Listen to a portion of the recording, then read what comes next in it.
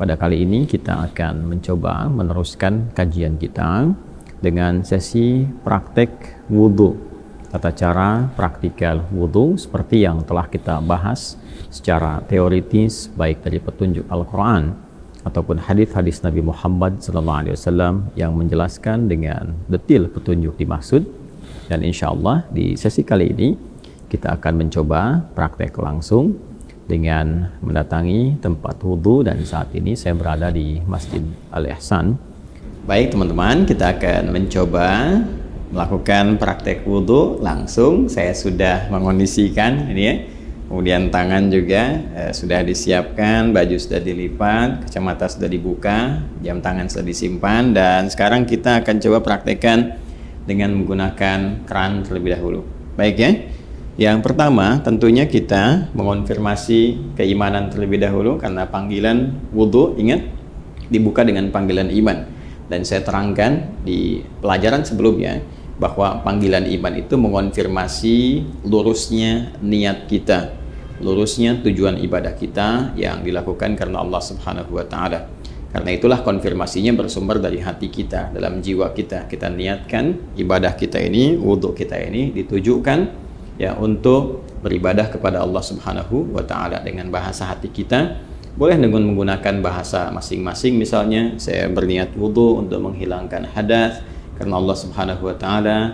Dan kalau ingin menggunakan bahasa Arab juga di hati kita, seperti orang Arab juga tentunya menggunakan bahasa Arab, kita menggunakan bahasa Indonesia, boleh-boleh saja di hati kita. Misalnya kita menyatakan bahwa nawaitul wudhu'a li raf'il hadathi, misalnya al-asghari lillahi ta'ala, boleh ya. Kemudian lisan mengucapkan bismillahirrahmanirrahim. Jelas ya? Nah, kita ingin mengambil versi lengkapnya terlebih dahulu. Versi lengkap tentunya ini terkait dengan sunnahnya juga.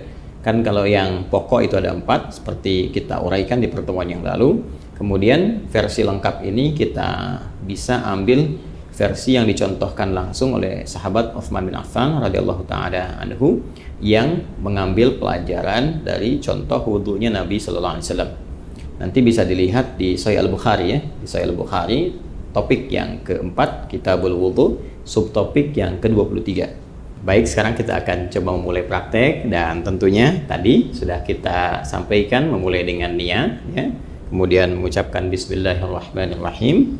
Nah, ingat betul baik-baik bahwa Islam seperti diuraikan di pertemuan yang lalu sangat perhatian detail terhadap segala hal, terutama aspek-aspek yang melahirkan manfaat. Ini adalah air keran yang menampung aliran air yang masih bersifat murni, mutlak, tohur. Jadi ini sangat bermanfaat, karena itu tidak diperkenankan untuk membuang-buang air ya. Sekali lagi, tidak diperkenankan membuang-buang air pada keadaan yang tidak semestinya. Itu dalam Islam disebut dengan israf, mubazir ya. Karena itu seperlunya kita keluarkan, kalau menggunakan keran ini seperlunya kita keluarkan, tampung dulu airnya kan. Nah, yang pertama kita gunakan untuk menyela-nyela kan. Bagian pertama kita gunakan untuk menyela-nyela seperti ini, keluar, tidak usah terlalu besar ya, nggak usah terlalu besar sehingga airnya juga tidak boros ya untuk keluar.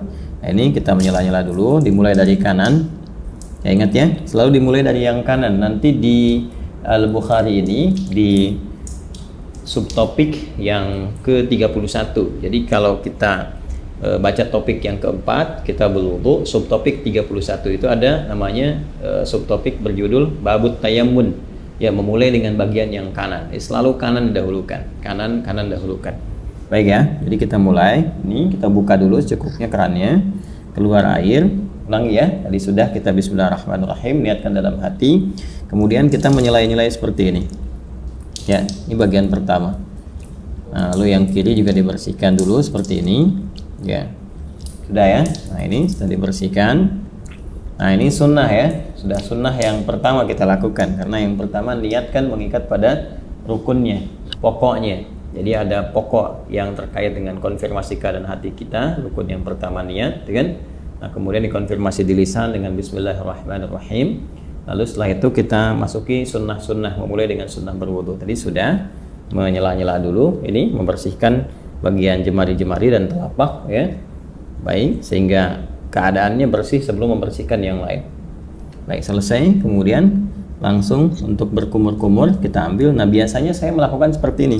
Kalau sudah ngambil seperti ini, ya. Nah, ini ghurfah namanya. Ghurfah itu dengan satu genggaman ya, cidukan seperti ini. Genggaman atau cidukan seperti ini. Nanti biasanya kalau saya suka melakukan untuk menghemat itu, begitu dibuka sudah cukup ini, ya. Lalu saya akan tutup terlebih dahulu, tutup. Nah, sehingga air tidak terus mengalir, ya. Jadi langsung kita kumur-kumur.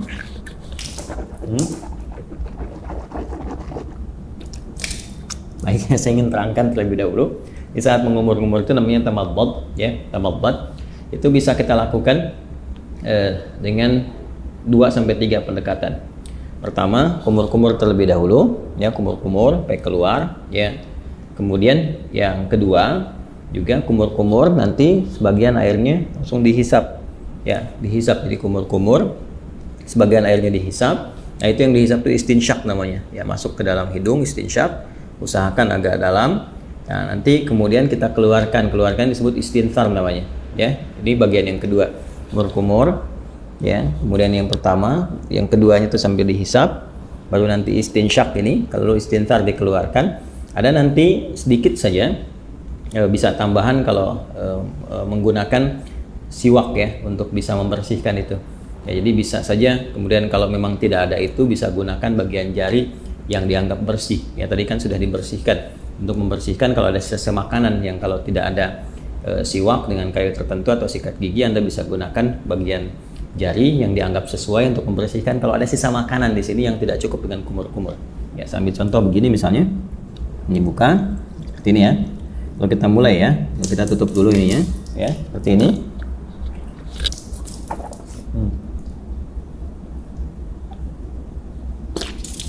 Gitu, ya. Nah, ini untuk yang sikat giginya atau membersihkan bagian sisa makanan, sehingga kalau sudah makan, ya, tidak sempat juga sikat giginya, nanti kita bisa bersihkan dengan bagian jari yang sesuai. Ya, itu untuk kondisi-kondisi tertentu. Saya ulang, ya. Nanti setelah itu istinsyaknya nanti bisa terpisah. Kalau bisa bersamaan juga bagus. Ini sambil istinsyak kan, nanti dikeluarkan. Ya, kita ambil contoh, ya. Yang simple dulu. Ini ambil begini. Ya, kita kumur-kumur.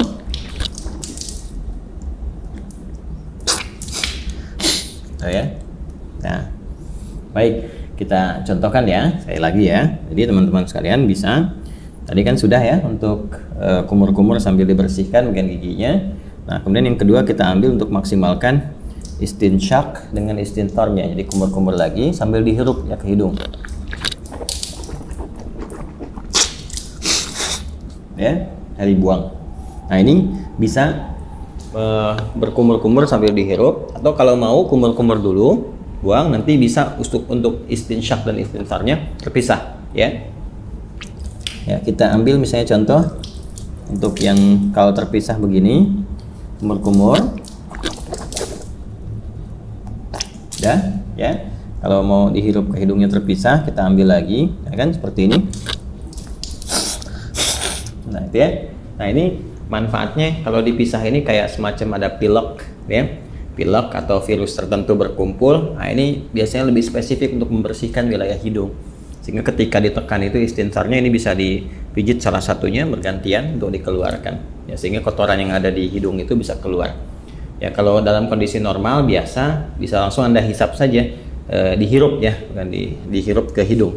Jadi sambil kumur-kumur dihirup ke hidung. Jadi bisa dikeluarkan secara bersamaan atau di hidung terlebih dahulu bisa.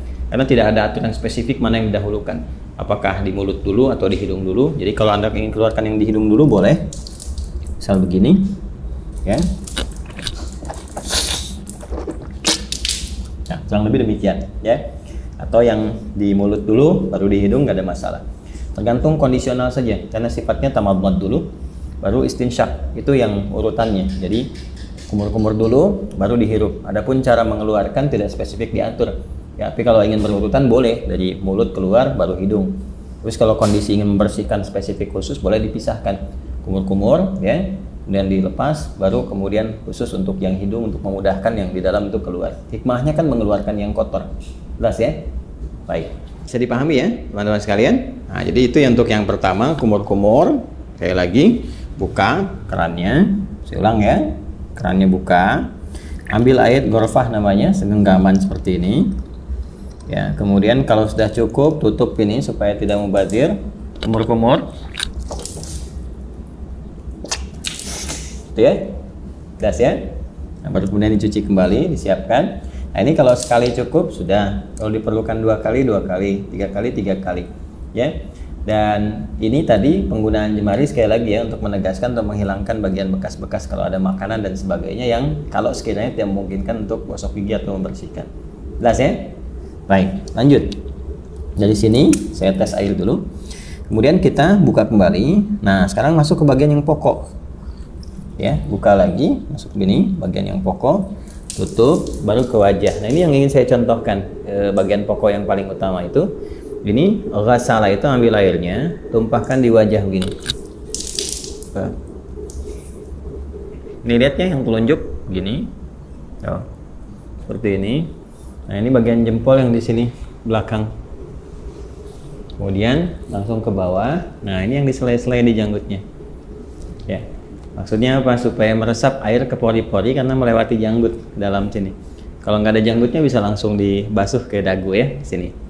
Nah, jadi ini satu, kalau dirasakan belum cukup keseluruhannya, ambil lagi begini. Ya. Terus seperti ini. Kemudian tutup dulu. Ya. Terus seperti ini.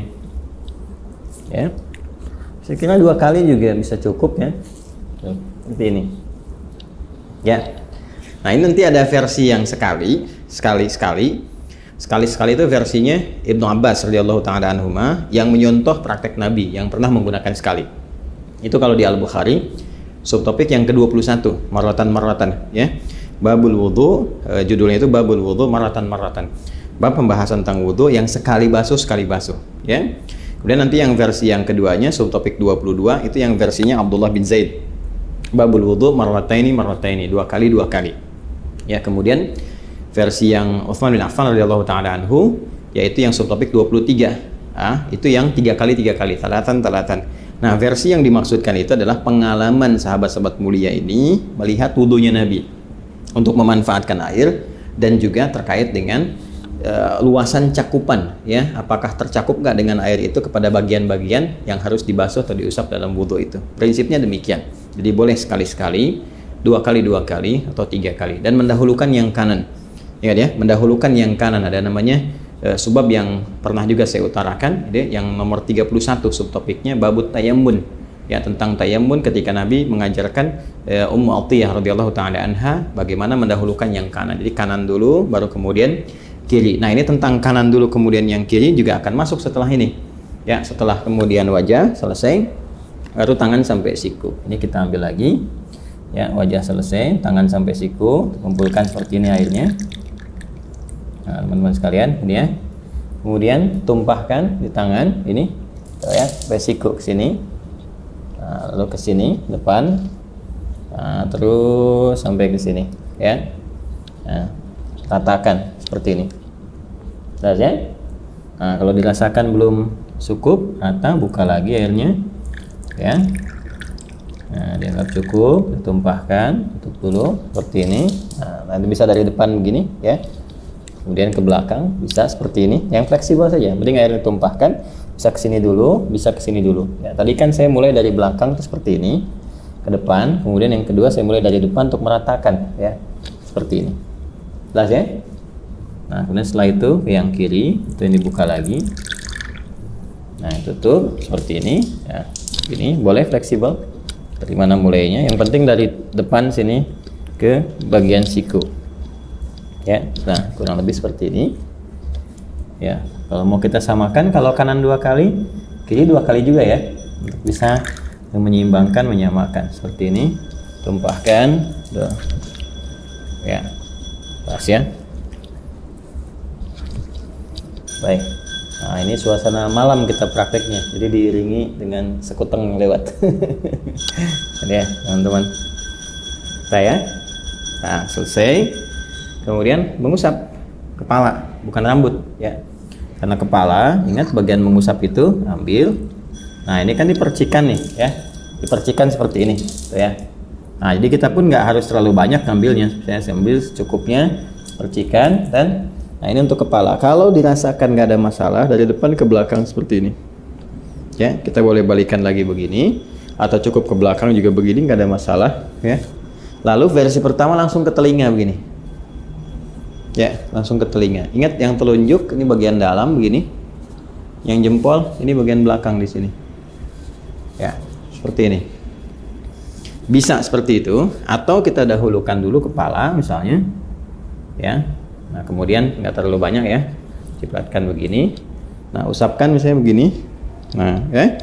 Setelah kita rasakan cukup untuk bagian kepala, boleh ditarik lagi ke depan, boleh, atau boleh cukup begini saja, sah. Ya, atau kalau ada kesulitan tertentu bagian kepala, dahulukan dekat ubun-ubun, atau nanti kalau ini bermasalah sakit bisa sisi-sisi yang lain termasuk kepala.